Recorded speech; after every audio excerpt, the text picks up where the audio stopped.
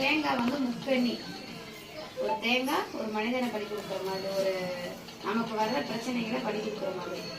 அதுல வந்து இந்த தேங்காய் நம்ம உடைக்கும் போது பாத்தீங்கன்னா நம்ம குடும்பத்துல என்ன பிரச்சனைகள் என்ன இது இருக்கு, நம்ம செய்வினை கோளாறு எல்லாத்துக்குமே எல்லாம் அந்த மாதிரி தான் வரும்.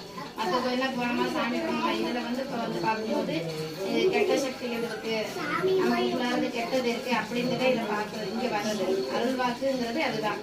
நம்ம சாமி என்னைக்குமே நம்ம மற்ற கோயில், மாரியம்மன் கோயில், விநாயகர் கோயில், அப்புறம் பார்த்தீங்கன்னா முருகர் கோயில், அதுக்கெல்லாம் நம்மளோட இஷ்ட தெய்வங்கள், அதை பார்த்து நம்ம தேடி போறோம்.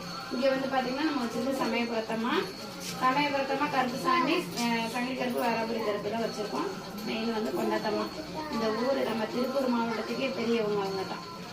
ஆமா, அதனால நம்ம அவங்க எல்லாத்தையும் வச்சுதான் நம்ம தேங்காய் உடைக்கிறோம். அதனாலதான் கோயிலுக்கு போயிட்டு ஏன் அந்த அர்ச்சனை தேங்காய் உடைக்க சொல்றாங்கன்னா நம்ம பிரச்சனைகளை